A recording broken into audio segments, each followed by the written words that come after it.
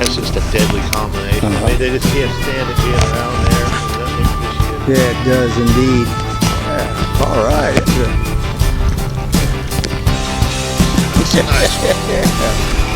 These are some of the prettiest. Now, David, you're casting this the ZinkerZ for bedding fish.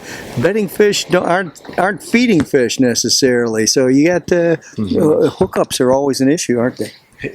Yeah, they can very well be, but you know, the beauty of this thing is how simple it is to use it. Really, the best way to work it is to knot. You know, you can make a pitch with it and just let it really basically sink on out of sight. Cast it up ahead, and you're really not working the bait. When the bait is working the best is as it's slowly sinking. It's just sinking, settling down to the bottom. Then once it hits the bottom, I might reel up or pull it up to where it makes that fall again. But while that fall is happening is where you really want to pay attention. In clear water like this, you actually see the fish get the bait. But you can definitely watch your line, and you'll see that line either move a little bit or start to continue on, like sink faster. And that's really all the bite's going to be. It's not going to be a major strike or anything like that where you're going to have to let the fish have the bait or pay attention. With this here, it's basically it does a lot of the work for you. You know, to me, I think that's what makes it such a good bait this time of year is that real subtle fall. You know, it really stays around them a long time because you know they'll have an area. Some fish bigger areas than others that anything comes in that they're aware of it. They want it out of there, and so when that bait, if it's moving fast, they just let it go on by. Something that's staying there, staying in the way, you know, they're going to go over there and let that bait know it needs to be somewhere else. And either they'll go ahead and just swallow the bait, or at least they'll grab it and you'll carry it off and blow it off and blow it, you know, leave the bait somewhere else just to get rid of it. So as you can see, it's a real simple, basic setup. I just got a 5/0 hook. I'm using 16-pound FC Sniper Sunline line. That's a fluorocarbon line. I use fluorocarbon lines 90% of the time. The only time I don't use fluorocarbon is on a topwater bait. Other than that, I'm using fluorocarbon. Even if I'm using braid, I use fluorocarbon leaders. So it's you know, that Sunline fluorocarbon, as many lines as I've used, you know, over the years, different fluorocarbons.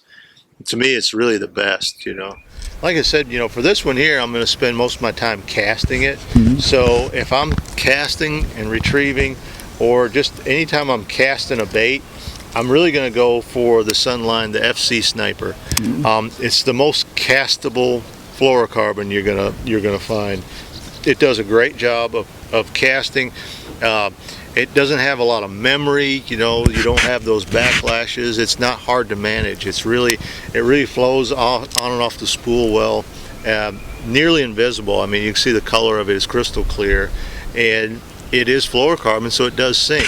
So on this bait that's falling down there like that, the line's not trying to make it float or make it pendulum. It sinks right along with it. So that bait, when you cast it over, it basically sinks right where you placed it. So, you know, and you can feel every little thing with the low stretch. It's easy to get a good hook set even on a long cast. So, you know, to me, the Sunline fluorocarbon is really the ideal line to use for this. Now you're using bait casting gear for stick worms. Many anglers are tossing those with spinning gear. What adjustment in line would you make for tossing it with the spinning tackle? If I'm going to use a spinning tackle, when I use spinning tackle, I use braided line on my spinning tackle.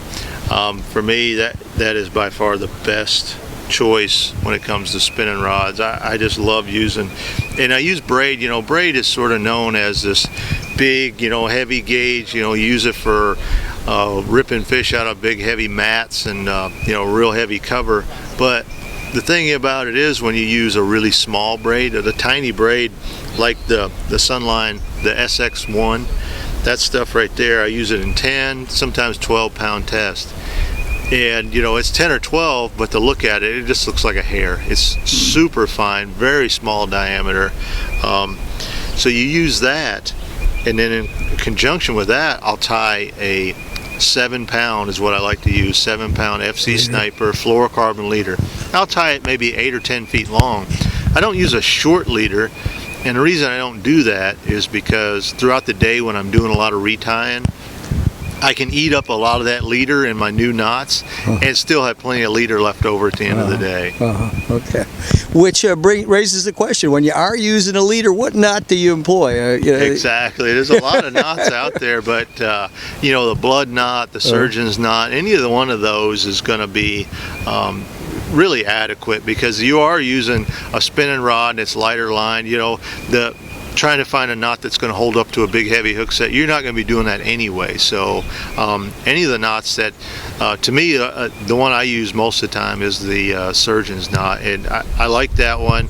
It comes through the guides well and it holds up just fine. So I think that's you know, whatever one you're comfortable tying is one you need to be tying. All right. That's just a deadly combination. I mean, they just can't stand it being around there. That looks fishy. Yeah, it does indeed. All right.